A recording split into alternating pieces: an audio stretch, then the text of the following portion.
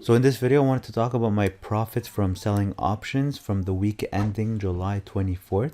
So I got a total profits here of 394 US, and here are my trades. So I always do the regular SPY put spread every Monday, Wednesday, Friday. So the SPY put spread that I opened Friday, I was able to close on Monday for about 36 cents. So that's a $68 profit. I did 2 contracts. And then on Monday, I opened another SPY put spread. I opened it July 20th, and I don't remember when I closed it, but it had an expiration of July 27th, but I closed it earlier at 42 cents. So that's a $56 profit. And on Monday as well, I sold a naked call on Spotify. Spotify has high IV, but did not have earnings yet. But the IV, or the implied volatility, was high for Spotify. So when Spotify was trading at around 265, I sold a 320 naked call. So basically, I win as long as SPY stays below 320 come July 24th. The same day, SPY went up to, I think, 290. And then on Wednesday, it went all the way up to 299. So it got pretty close, 20 points away, but still safe. I sold it for 85 cents. I did 2 contracts. And then the day, I think on Monday as well, when Spotify went to 290, I sold another call. I had sold 2 more contracts, but this time at a 350 strike. So this time, this strike is safer than the 320, of course. And basically, this means that for me to win, I just need Spotify to stay below 350 come Friday, July 24th. So do whatever you want, Spotify. Go up, go down. Just stay below 350. I think that's a reasonable request. And I got 65 cents for that. I did 2 contracts, so that's $130. So this one here, I let expire worthless, so I didn't pay anything to close it. But the 320 strike on Thursday, I believe, I closed it for 15 cents. So I sold it for 85 cents and I closed it for 15 cents. So that's a $70 profit times 2 contracts. That's $140. Just to be safe, because I saw Spotify move 30 points during the day and sometimes even after hours. I felt it would be just safer to just close it for a decent profit, not worth holding on to it and risking Spotify moving 30 points or more overnight just because articles come out. And Wednesday and Friday, I opened SPY put spreads, but I wasn't able to close them for profit yet because the SPY dropped, I think, almost to 319. So this one's a little bit dangerous. This one is 312. It's a little bit safer, and I was able to go to 312 because SPY dropped to 318 or 319. So even though my existing put spread might become a loser, but because the SPY dropped, I'm able to sell a new one that looks a bit safer. So I collected 75 cents on the first one, 70 cents on the second one. I did 1 contract on this one because I felt the SPY was a bit too high. So I decided to just do 1 contract. But then on the Friday SPY put spread, I did 2 contracts. I aim to do 2 contracts every Monday, Wednesday, Friday. So total profit for last week was 394 US. Now, what's coming for next week ending July 31st? Now, we do have earnings. There's a lot of companies announcing earnings next week. So it might be a very good week or a very bad week for me. We'll see. But I plan on probably doing something on McDonald's, AMD, Visa. Starbucks, probably not. So McDonald's, AMD, Visa, Shopify would be nice as well. Boeing, Spotify has earnings and IV is very high. Facebook always has high IV. UPS, MasterCard, Amazon, Apple, Google. I don't think I'll be doing anything on Google. IV is not so high and Google tends to move a lot after earnings. So I'm not sure yet what I'll do. For some of these companies, it might be a naked call, but very far out of the money. Maybe it'll be a naked put. Maybe it'll be a strangle. So sell the naked put and sell the naked call. Maybe it'll be a straddle. So maybe sell the naked put and call at the money. So if AMD, for example, is trading at 70, I'll sell the call at 70 and sell the put at 70 and maybe collect $8. And now for me to win on this trade, I need AMD to stay within $8 on each side. So I need AMD to stay within 62 and 78. If I don't think that's possible, then I'll play a different kind of trade. So it really depends. I'll see as we get closer to the trade. But these are my possibilities. So if I look at Market Chameleon, I can see which ones have high IVR. You see AZN, I think it's a pharmaceutical, has high IV. I don't like to play pharma stocks. TWLO as well. I think it has earnings. No, it doesn't have earnings. So this one has high IV. So it could be a good stock to play. Amazon as well has earnings.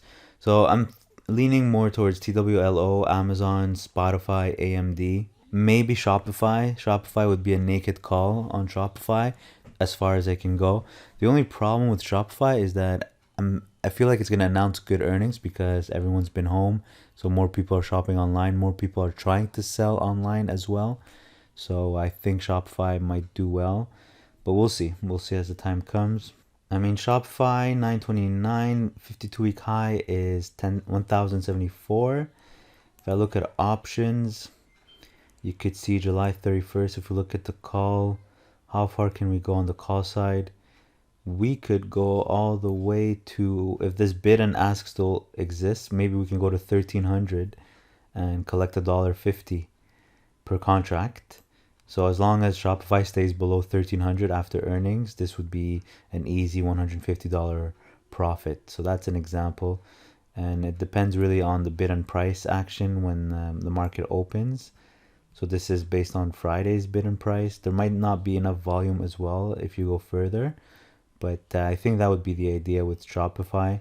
I don't think it's going to take a lot of maintenance excess. If I do a naked put, though, on the other hand, I think that one's going to take a lot of maintenance excess. So a naked put on Shopify, let's say at 700, collect about anything between $1, $1.70. So that's actually not bad either. So if you think Shopify is not going to drop below 700 after earnings, that could be a good play. 700 over 929. Let's see what kind of drop is that. That's a 25% drop. So that's a big drop. So actually, yeah, so a strangle on Shopify could be a good idea as well if you have the capital for it. I think my favorite will be Amazon. If we look at Amazon, because even the earnings on Amazon is July 30th, so it's gonna have one expiry date. These other stocks, their earnings aren't exactly on the last day of the week, so there's still going to be time value left in the options, about 3 days or 4 days depending when they are during the week. But when earnings is announced the day before expiry, that's better because you get volatility crush, but you also have only same day time value left, so that's pretty good. So options will decay fast. So if we look at Amazon's 52-week high is 33.44. And it reached it not long ago, actually. It reached it July 13 about. Let's say it decides to retest the 52-week high, so it goes to 3,300. Expected move on Amazon, let's see what that is. If we look at options, so to get the expected move, I'm going to look at the straddle value. So I'm going to look at the put option and call option at the money. So it's going to be around 3,000. So let's look at 3,000. So it's trading at around 120. So the call is about 120, let's say. I'm just rounding up to calculate easily. And let's look at the put side. Should be around the same thing as well. So 3,000 gives me around 120. So it's about 240. So the expected move is about 240. So let's say we go 3 times expected move. So 240 times 3 is what, 720. So let's say so about 3,700, right? So let's say we go to a strike of 3,700. That's 3 times expected move away from the current market price. Let's see what kind of premiums we can collect from the naked call. So at 3,700 right now, it's trading at around $8. Now, of course, as we get closer to Thursday, it's going to drop in value. It's going to be different. Really depends where Amazon is trading at. But it gives you a good idea. I mean, you could collect $8 per contract. So that's $800 if you sell a naked call at 3,700 on Amazon. And basically that means as long as Amazon stays below 3,700 after earnings, it's safe. But obviously it's a naked position, so the risk is unlimited. If the impossible happens and Amazon moves up more than 3 times the expected move, if it goes from 3,000 to 4,000 after earnings, which is unlikely, but anything is possible, then your loss is pretty high as well. I mean, you could lose, if it goes to 4,000 and you sold the 3,700 strike, you would basically be losing $30,000. Yeah, so these are some of my trade ideas for next week. Hopefully they end up good. I'll let you know next week when I make my weekly recap. So if you have any questions, leave in the comment section below. And like always, if you're going to open an account with Questrade to trade on stock market, use one of my referral codes below. One of them gives you up to $250 back, depending on your deposit. The other one gives you $50 in free trades regardless of your deposit. And if you wouldn't mind letting me know in the comments below, which type of thumbnail do you prefer? I'm a little bit hesitant on which direction to take on the thumbnails. I don't even know if it matters. I think it does matter, but I don't know if it's better to use nice pictures, like for example this one here on Tesla, or this one here on the dividend boost video, or is it best to keep it more professional, something like this over here, something that describes the video more, like this one here, bearish trades, I'm using a real bear? Or is it best to use the animation, or the is it best to use something like this, for example, like the make money or the January profits or the RRSP explained? I want to be consistent. I don't like having different types of thumbnails. I feel like I'm all over the place.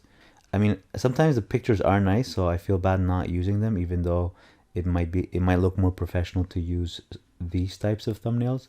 So let me know in the comment section below. Give me your opinion. If you enjoyed this video, click the like button, share with a friend, and subscribe to the channel. Thanks for watching.